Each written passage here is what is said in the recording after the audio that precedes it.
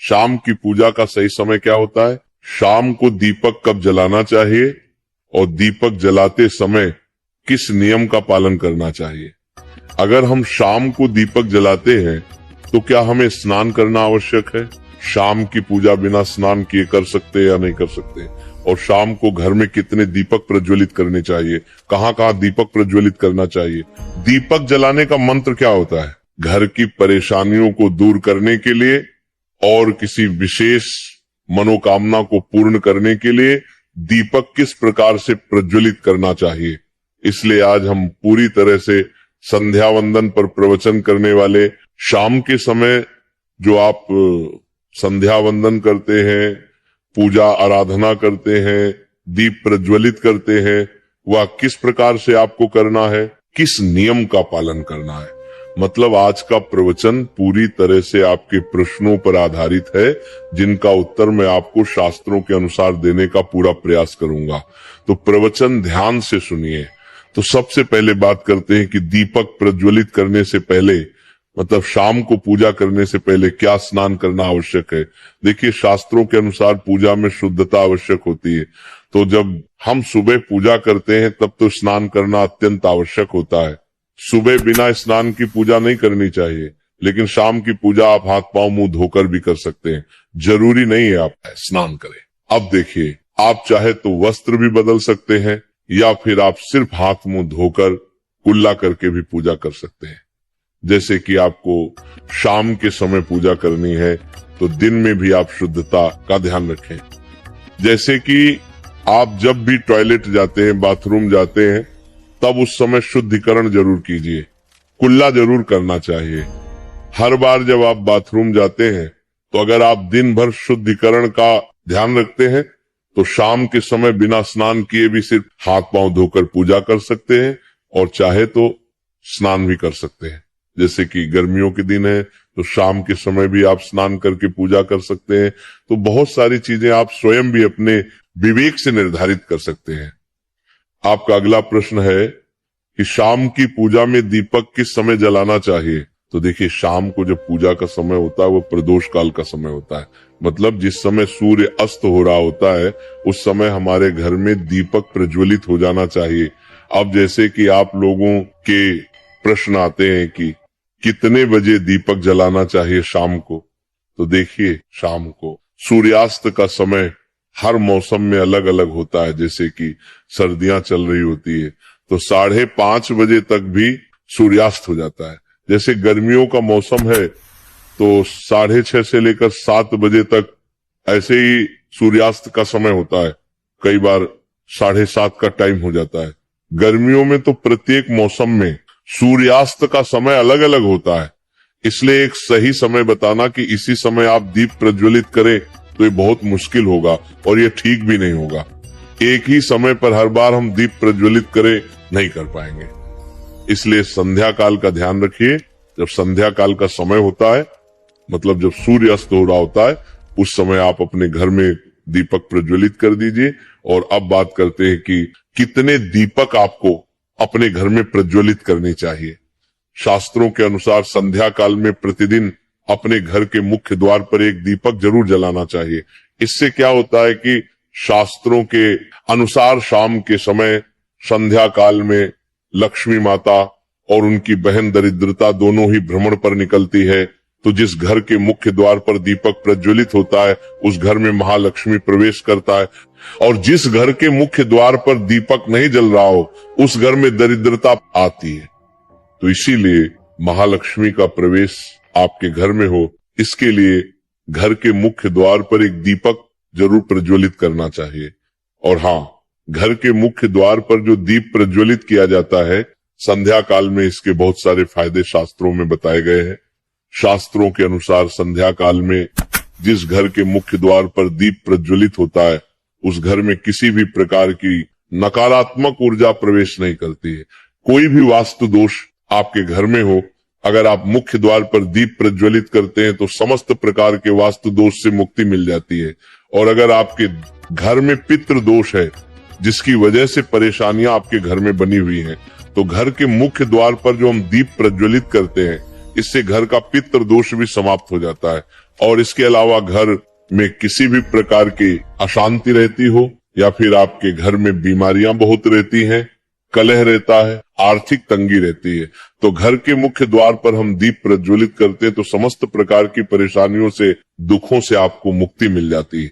इसलिए घर के मुख्य द्वार पर दीप प्रज्वलित करना अत्यंत आवश्यक होता है। शास्त्रों के अनुसार घर के मुख्य द्वार पर एक दीपक अवश्य ही होना चाहिए। अब बात करें दूसरे दीपक की, तो दूसरा दीपक आपको अपने घर की तुलसी के पास प्रज्वलित करना चाहिए। शास्त्रों के अनुसार अगर शाम के समय संध्या काल में तुलसी की जड़ के पास अंधेरा रहता है, ऐसे घर में दरिद्रता का स्थायी वास बन जाता है। और जिन घरों में शाम के समय तुलसी के पास दीप प्रज्वलित किया जाता है, ऐसे घर में लक्ष्मी का वास होता है। श्री हरि विष्णु सहित महालक्ष्मी ऐसे घरों में वास करती है। तो आपको प्रयास करना चाहिए कि शाम के समय तुलसी के पास एक दीपक अवश्य प्रज्वलित करें। अब बात करें अगले दीपक की, तो शाम के समय अपने घर के ईशान कोण में, मतलब जहां पर भी आपने अपने घर का मंदिर बनाया हुआ है, उसी स्थान पर घर के मंदिर में एक दीपक अवश्य प्रज्वलित कीजिए। 2-3 दीपक आपको प्रतिदिन जरूर प्रज्वलित करने चाहिए। और अगर आप तीनों दीपक प्रतिदिन प्रज्वलित करते हैं तो विश्वास रखिए आपके घर की बहुत सारी परेशानियां स्वयं ही समाप्त हो जाती है। और अब बात करते हैं अगले प्रश्न के बारे में, जो आप लोगों के हमेशा प्रश्न आते हैं कि दीपक किस चीज से प्रज्वलित करना चाहिए।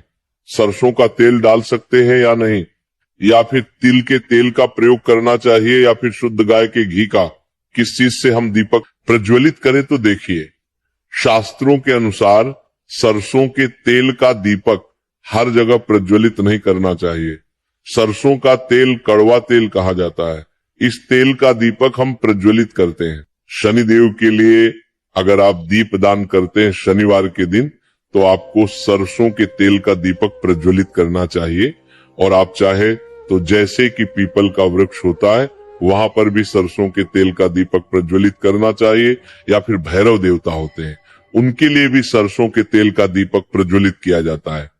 इसके अलावा कहीं पर भी सरसों के तेल का दीप प्रज्वलित करने की बात शास्त्रों में नहीं कही गई है। शास्त्रों के अनुसार किसी भी देवता के निमित्त जो हम दीप प्रज्वलित करते हैं, उसमें गाय का घी डालकर ही प्रज्वलित करना चाहिए। अब देखिए, ऐसे समय में जबकि गाय का शुद्ध घी नहीं मिल पाता है, तब हमें क्या करना चाहिए। तब आपको गाय के घी के नाम पर जो भी घी मिल जाता है या फिर शुद्ध घी मिल जाता है, उसका प्रयोग कर सकते हैं। या फिर आप चाहे तो तिल के तेल का दीप प्रज्वलित कर सकते हैं।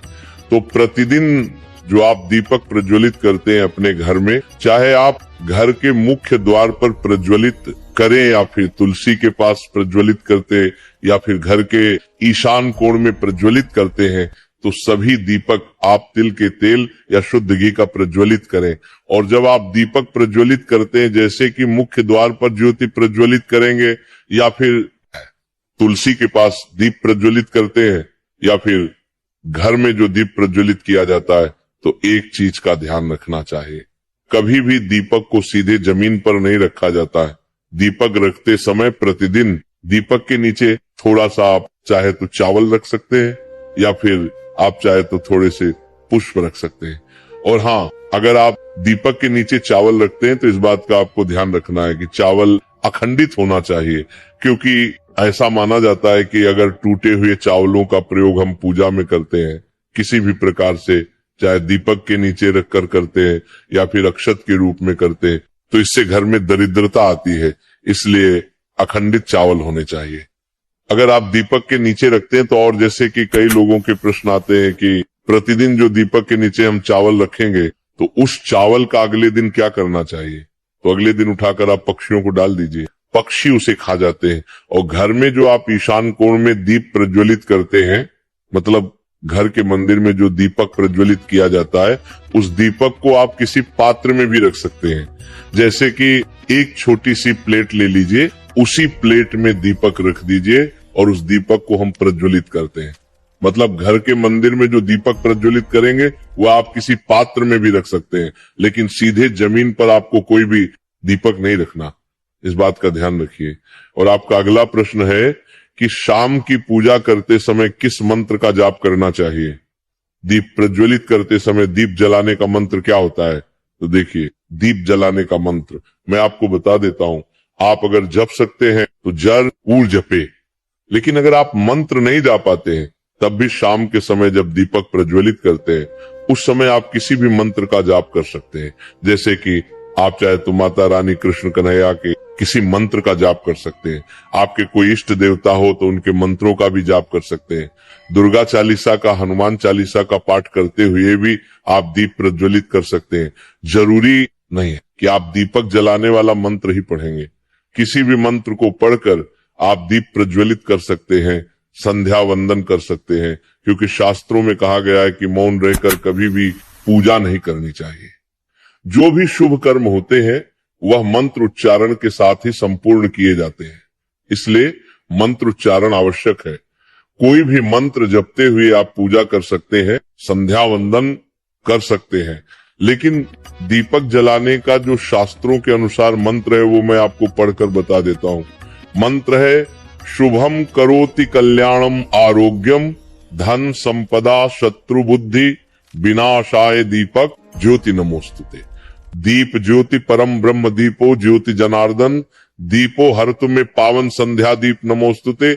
इस मंत्र का जाप दीपक प्रज्वलित करते समय करने से कहा जाता है कि सभी प्रकार के पापों से मुक्ति मिल जाती है और दीप देवता जो होते हैं वो हमारे जीवन में प्रकाश करते हैं।